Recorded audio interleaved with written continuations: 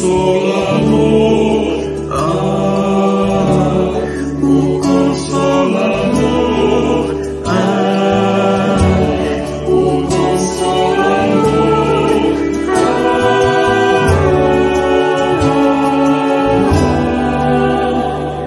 triângulo de luz, ciência, religião, filosofia. Espiritismo é consolo que traz a luz da alegria. E o Consolador, ante os novos tempos, tem na religião a grandeza divina, divina, do amor que vem.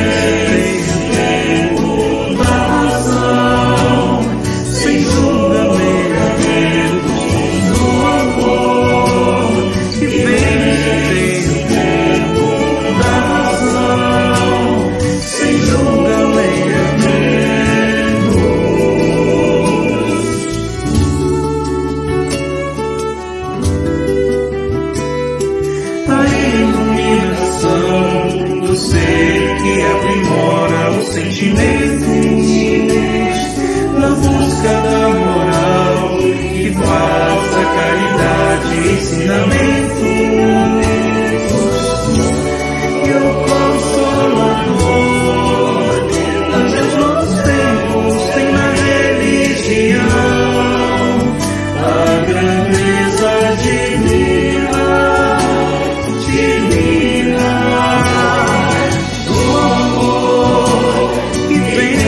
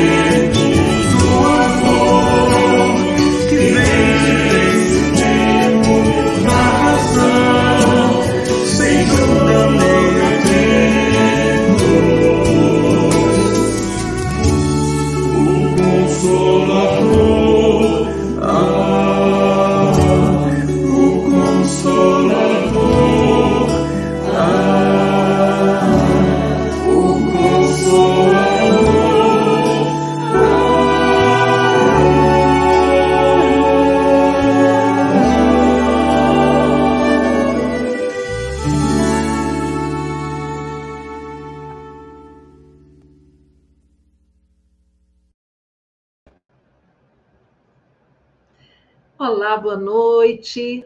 Que alegria estarmos juntos aqui, 9 da noite, nesta sexta-feira, conversando sobre livro espírita. Gente, este é um programa que está estreando hoje. É uma promoção da Federação Espírita do Estado de Goiás, da Diretoria de Gestão Editorial, e nós vamos falar de livro. Mas não é qualquer livro. São livros capazes de transformarem vidas. Então, sejam todos muito bem-vindos. Nós estamos aqui recebendo com muito carinho os recadinhos que vocês estão deixando aí no chat, de boa noite. Olha só, quanta gente boa aqui conosco, não é? Agradecendo já de início os nossos parceiros nesta transmissão. Além dos canais da FEGO, nós contamos com o apoio da Web Rádio Fraternidade e da Rede Amigo Espírita. É muito bom ter vocês conosco aqui. E primeiro programa, é claro que a gente tinha que trazer uma convidada que é super querida, muito especial. A gente diz que ela já tem cidadania goiana, a gente faz campanha para ela mudar para Goiás, que é a nossa querida Eulália Bueno. Oi, Eulália, boa noite. Oi, Ivana. Estou rindo por causa da campanha da nacionalidade, que é Goiás é uma nação, né? Não é um estado. Então, seria a nacionalidade goiana. Uma alegria estar aqui, inaugurar um programa que fala de livros, que é a grande paixão, ver um monte de amigos aqui, a Bianca, Tá eu estou com vendo? tanta saudade, a Elzinha do coração, que eu amo tanto, gratidão, é uma alegria enorme. Vou te contar, tá? Mudando para Goiás, você tem um bônus. Você pode cantar no melhor coral do mundo, que é o Coral Vida e Luz da Bianca. Olha aí. É, menina, isso é uma maravilha. Isso eu não tenho dúvida, que é o melhor coral do mundo. Com certeza. Pessoal, então hoje nós estamos começando esse novo programa, que é mensal, uma vez por mês, sempre na primeira sexta-feira do mês, às 21 horas, nós estaremos aqui com um convidado especial falando sobre um livro que é capaz de transformar vidas. E quando eu fiz o convite para a Eulália, né, a gente conversou, eu falei, Eulália, e qual é o livro que você poderia dizer que transformou sua vida? Eulália, você disse Paulo e Estevão. Como é que é isso? Como é que foi o seu primeiro contato com a obra Paulo Estevão?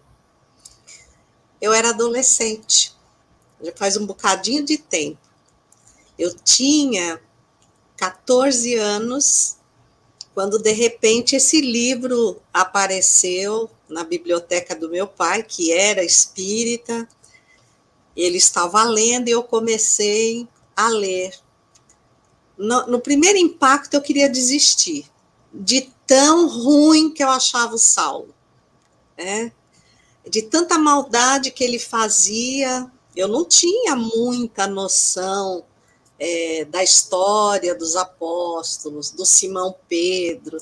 E Paulo Estevão me despertou para conhecer o apostolado de Jesus.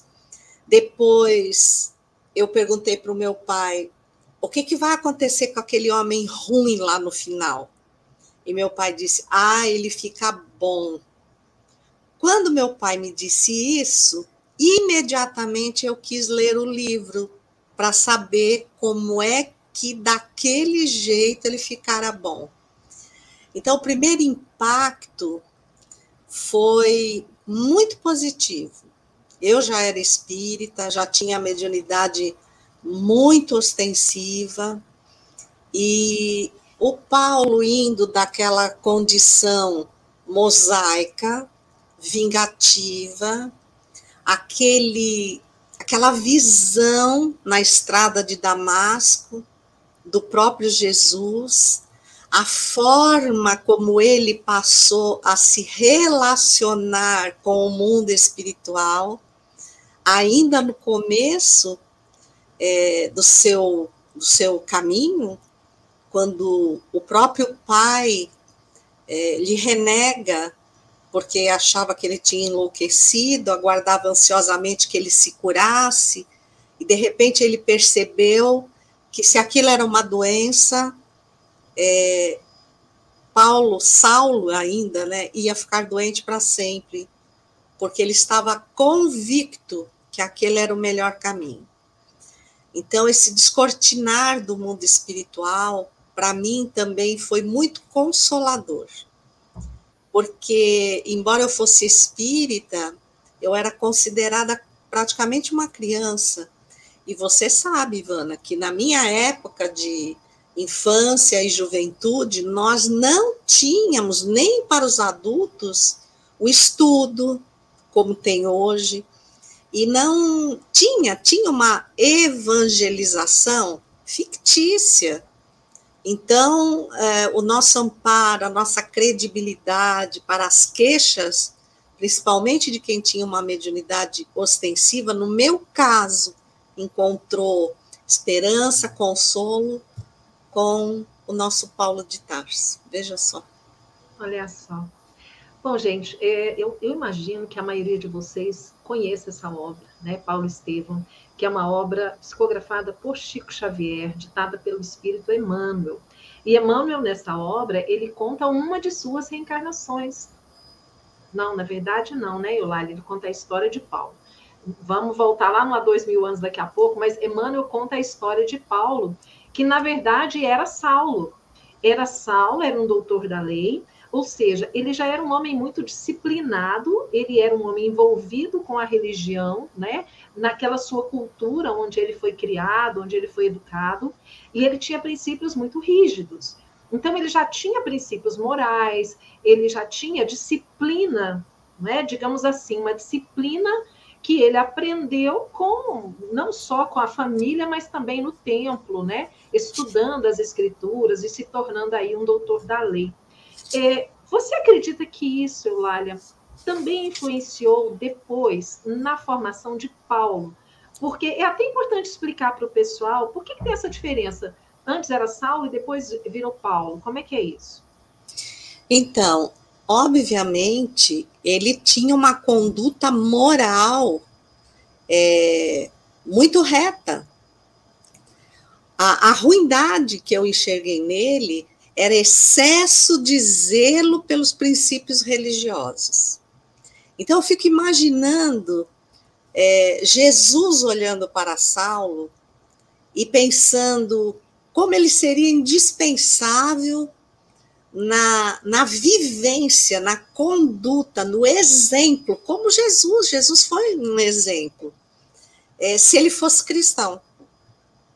Porque quando a gente começa a ler o romance, logo, breve notícia, que é a introdução, basicamente, do romance, e a gente começa a ver, olha só, ele ouviu, negou-se a si mesmo, arrependeu-se, tomou a cruz e seguiu o Cristo até o fim das suas tarefas, como ele vinha fazendo com Moisés. Ele não era ruim, ele defendia os princípios religiosos, e a religião dele condenava o que os cristãos faziam. Agora, um homem como ele, um doutor da lei, que ascensionou ao maior cargo do Sinédrio, mal sabia ele que Gamaliel se afastara exatamente porque se convertera, e ele depois vai procurar Gamaliel, né? Mas ele era casto. Veja isso. Um homem de um prestígio excepcional, mas ele mantinha-se numa conduta ilibada. Então, isso conta muito. Não é a pessoa ser completamente depravada, se dar todos os direitos de vícios, de luxúria, e achar que um dia ele vai a uma religião, que pode ser qualquer uma, e se transforma. Um dia ele encontra Jesus, olha, Saulo encontrou na estrada de Damasco, mas nós temos que ver que mudou o foco da religião, mas o espírito em si, ele já tinha uma dignidade conquistada. Isso é importante de se avaliar. Então, ele não era um homem depravado, vicioso, ele era respeitador, ele não se incomodava com, aliás, ele se revoltava com a postura dos próprios companheiros do Sinédrio de serem, como Jesus dizia, uma raça de víboras, porque não fazia o que falava e assumia posturas hipócritas. Ele não era hipócrita. Então, percebam que não é uma mudança da água para o vinho, é uma mudança de perspectiva espiritual, de compreensão espiritual. É importante que as pessoas percebam isso. Até porque, né, Eulália, quando você fala desse lado ruim do Saulo, e o nosso amigo aqui, o Marcos, né, ele fala que, infelizmente, o lado Saulo dele ainda não ficou bom. Nós ainda estamos todos meio que Saulo, não é, Marcos? Nós um dia seremos Paulo. Mas, somos. Mas estamos juntos. Mas, Eulália, a gente fica pensando assim, ele era um homem muito vaidoso, muito orgulhoso, mas era aquele orgulho de nação, é orgulho de um povo, não era dele. Ele representava aquilo que ele acreditava, né? Que ele defendia. Então, diante disso, naquele ímpeto de acreditar que estava fazendo o correto, ele manda apedrejar Estevão. Estevão, considerado então o primeiro mártir do cristianismo, né? E que, para grande surpresa dele, ele descobre que era o irmão da sua amada Abigail, que estava, né, desaparecido, que ela não tinha mais tido contato. Porque, na verdade, o nome de batismo era Gesiel, mas quando se converte ao cristianismo, ele adota o nome de Estevão, né? E a mesma coisa de Saulo para Paulo. Mesma coisa de Saulo para Paulo. Então, naquele momento ali, ele se vê diante de uma situação de conflito imenso, porque ele via a sua amada, né, com grande sofrimento, porque o irmão tinha sido morto por ordem sua, mas ainda assim o coração se endurece, né? Porque ele pensa, meu Deus, mas como é que eu vou ficar com ela se ela é irmã daquele que ele considerava como sendo um malfeitor, não é? Eu fico tentando imaginar isso, né? Como é que foi para ele esse momento? Mas sabe, Ivana, eu já não sei mais quantas vezes eu li Paulo Estevão, inclusive está aqui, ó, marcadinho, eu estou relendo Paulo Estevão, porque não importa quais sejam as épocas da minha vida, o que eu esteja estudando, eu tenho um hábito. Eu leio os romances de Emmanuel sem parar. Eu não paro. Quando eu acabo, eu volto para 2000 anos, 50 anos depois, eu faço toda a leitura. Porque eu acho, na minha vida, a minha opinião, para mim, eu tenho certeza que a leitura deles é tão maravilhosa que te inclina à resignação ante os desafios da vida. É algo assim que esses livros trazem, te chamando à transformação, à resignação, à autoanálise. Então, é uma bênção. Eu não consigo, nunca parei. Quando eu chego no último, eu começo. Então, eu estou estudando alguma coisa, estou lendo um livro novo, mas à noite, os romances de Emmanuel são de minha cabeceira. E eu queria aqui citar uma coisa que poucos de nós que queremos, que nos incentivamos com uma transformação como a dele, pós o momento que Jesus lhe aparece às portas de Damasco, mas eu creio que a gente faz uma leitura batida e acha lindo, chora, mas não compreende as entrelinhas. Olha como está meu livro em todas as páginas. Vocês estão vendo que está todo rabiscado, né? Então, ele diz aqui assim, logo no início, queremos recordar que Paulo recebeu a dádiva santa da visão gloriosa do Mestre às portas de Damasco. Mas não podemos esquecer a declaração de Jesus relativa ao sofrimento que o aguardava por amor ao seu nome. Você não acha que está faltando isso no espírita? Nós queremos ser o Saulo, mas nós não queremos essa parte do testemunho. Nós não queremos ver Jesus e continuar nesta estrada por amor ao seu nome. Nós queremos que Jesus nos transforme, como num passe de mágica, sem que nós tenhamos que mover qualquer esforço, nós possamos continuar na nossa zona de conforto, porque o que mais se vê na atualidade são os espíritas dizendo: nunca passei tantas tribulações na vida, este é o momento mais difícil. Ora, será que não é a sua estrada de Damasco? Se realmente você encontrou Jesus, a primeira grande batalha, a que Paulo chamou de o bom combate, é consigo mesmo, como o Marcos está falando aqui. Não é uma batalha simples. Não é. É a pior de todas. E ele estava disposto.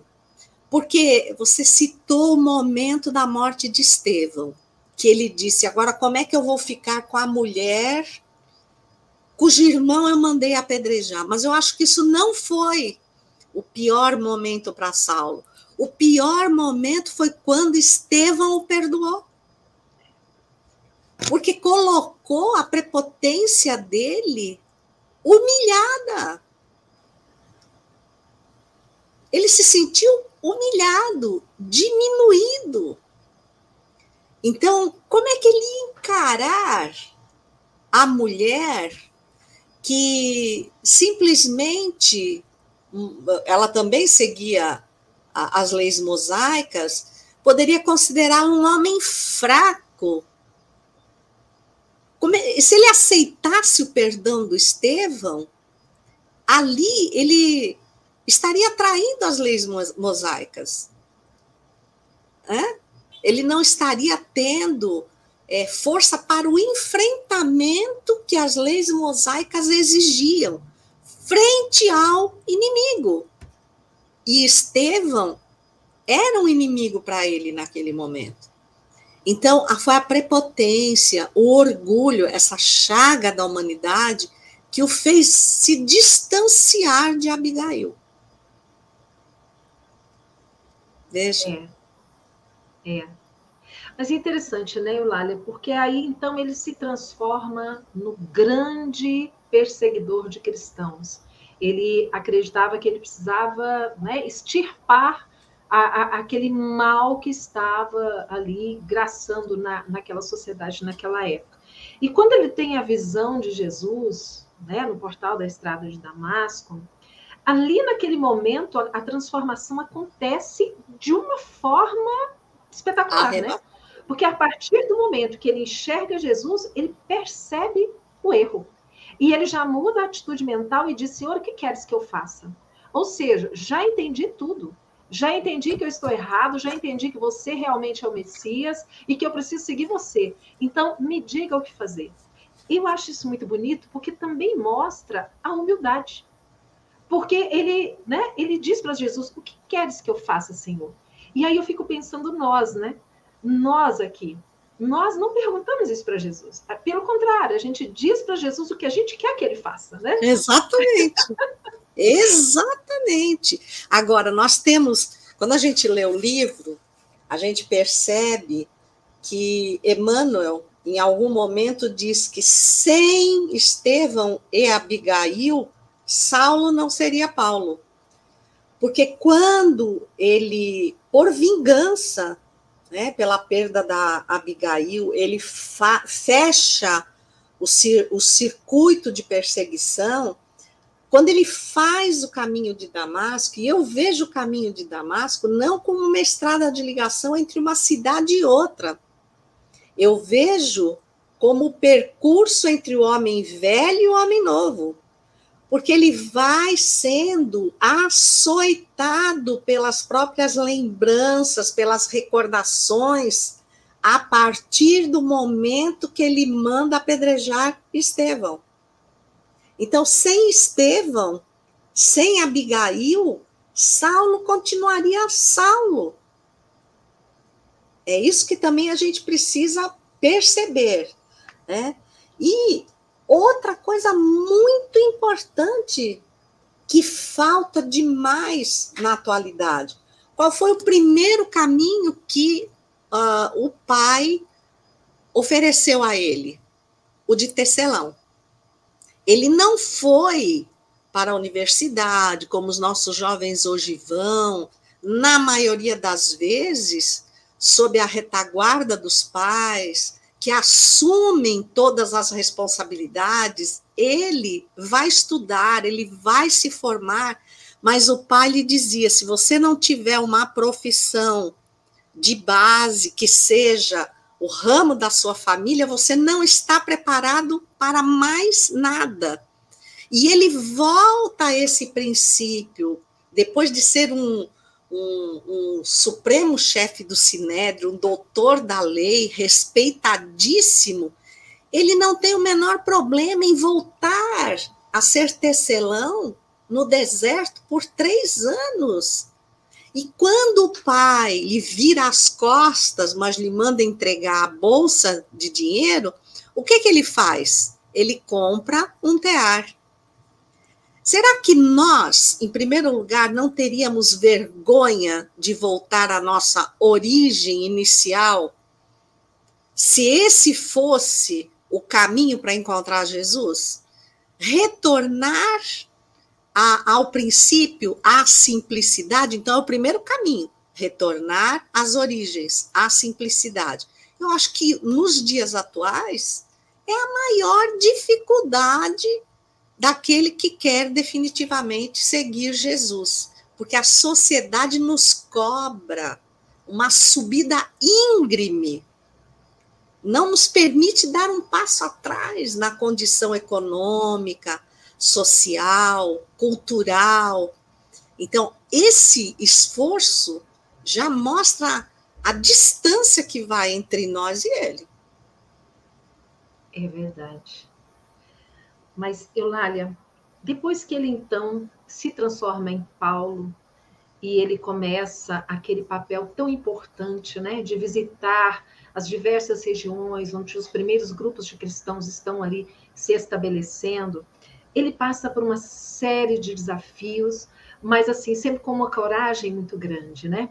E uma coisa que chama a atenção, né, vem muito disso que você falou, sempre se sustentando, sempre se mantendo, né, com a sua profissão ali de tecelão. Então, ele chegava no lugar, ele começava ali a tecer os seus tapetes, porque ele se mantinha, ele não dependia de ninguém para isso.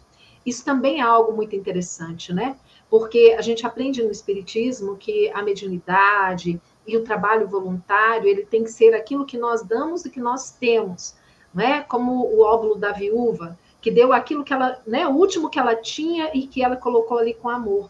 Isso também traz uma reflexão muito importante para nós, no momento em que, às vezes, a gente vê tantas pessoas que se aproximam até do movimento espírita com interesses, né, bem diferentes daqueles que Paulo tinha, né, na sua pregação.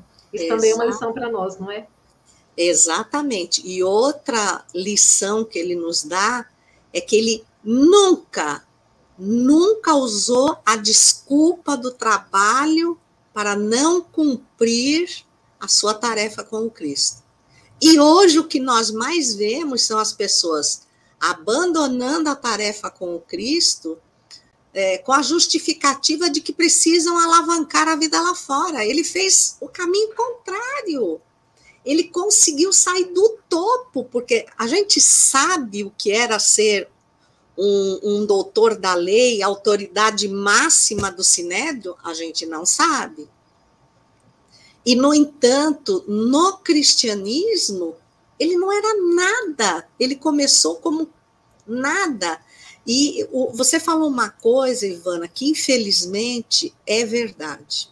Eu digo infelizmente porque o que nós vemos hoje, eu sou palestrante espírita, e nós vemos nessa área de palestrantes, desde dentro da casa espírita, eu não estou falando só de grandes eventos, a pessoa escolhendo o trabalho.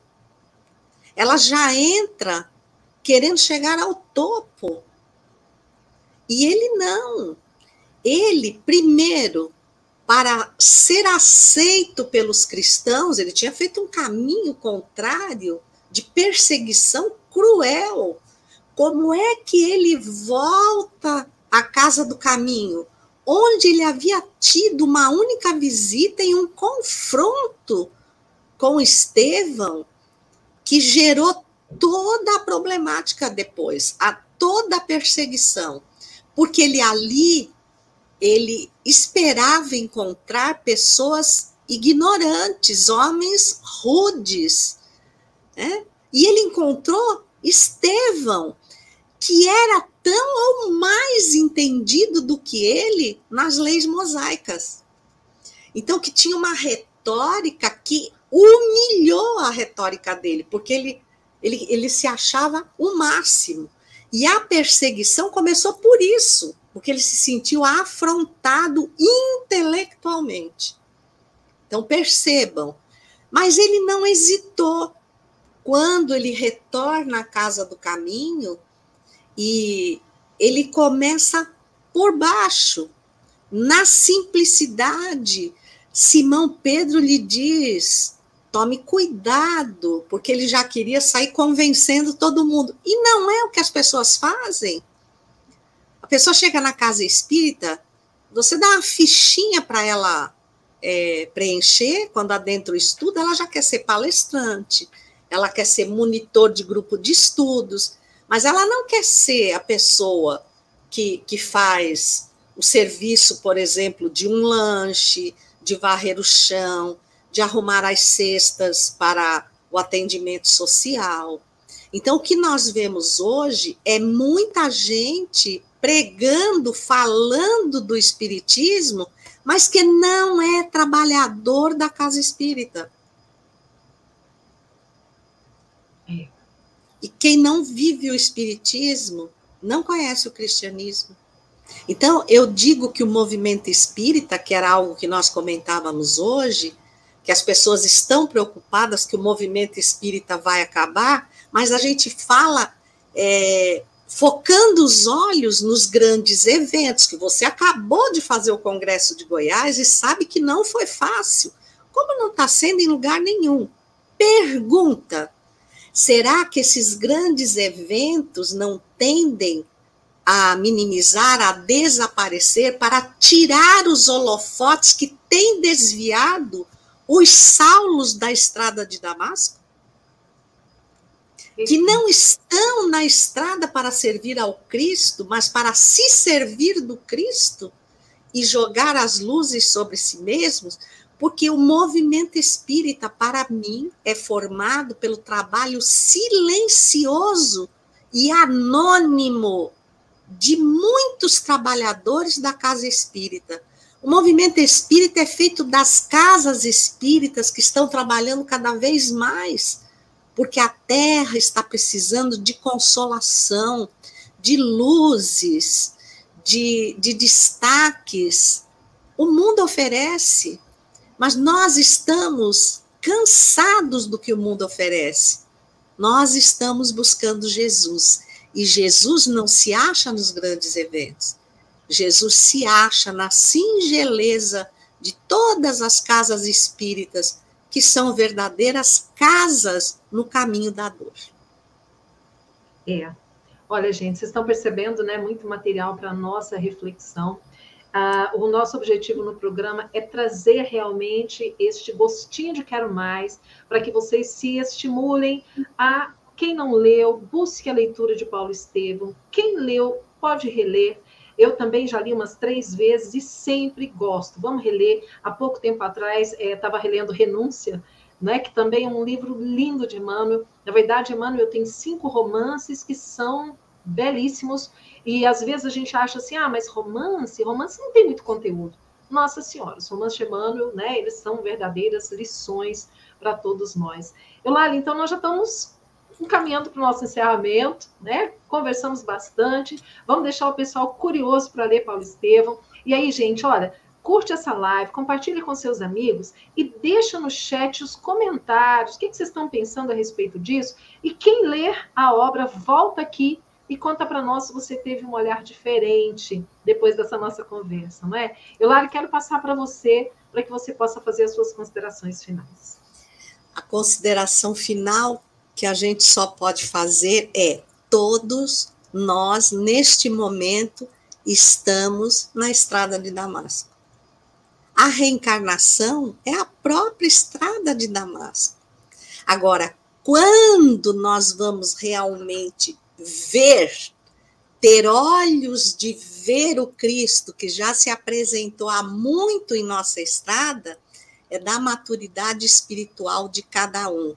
Porém, ao vê-lo, se continuarmos os mesmos, foi apenas uma ilusão.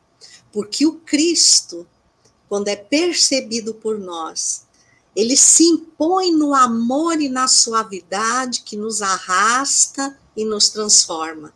E nos faz ser fortes perante os testemunhos. Porque só o testemunho pode realmente te transformar no verdadeiro cristão. Muita gratidão, Ivana, muita gratidão a todos. Que Jesus nos abençoe. Nossa gratidão a você, Eulália, pelo carinho de sempre, né, atender aí aos nossos convites. Gratidão a vocês que estão aqui com a gente no chat, deixando aí as suas mensagens. Nossa Bianca linda ali, olha, Bianca, que bom que você está aqui com a gente. O Tiago, também o nosso querido lá do Coral Vida e Luz. O Francisco Júnior. Olha, tanta gente boa aqui, né? A Rita faz um comentário interessante, que Paulo não ficou paralisado pelo sentimento de culpa, né? Ele se conscientizou e foi à luta. Então, exatamente, que nós realmente possamos, né, aprender isso com Paulo, dando o nosso boa noite aí para Carla, para Mônica, para Sheila, nossa Sheilinha, Maria Azevedo está aqui com a gente. Muito bem, gente, olha só, tanta gente boa aqui conosco, a Maria Neide, Palmel TV, que deve ser o nosso amigo Maxwell, que está aqui com a gente, a Lázara, o Eupídio, a Marlene, lá de Curitiba, está aqui também, eu Vaci, que está no Mato Grosso, o Marcos, do Rio de Janeiro, a Soninha de Anápolis, o Eupídio. Gente, obrigada, viu? Terezinha, nossa querida do Vida e Luz, a Jussara, a Lígia, o Enio, a Karen, a Rosa, Cláudio Manso, é muita gente boa. Fátima Salvo, nossa Fafá. Queridos, gratidão, gratidão, Eulália. Mês que vem, nós teremos uma nova obra sendo comentada aqui para instigar esse nosso desejo de estudarmos cada vez mais essa doutrina tão maravilhosa para todos nós. Gratidão aos amigos da Rádio Fraternidade, da Rede Amigo Espírita e da FEEGO. Beijo, Eulália, beijo a todos.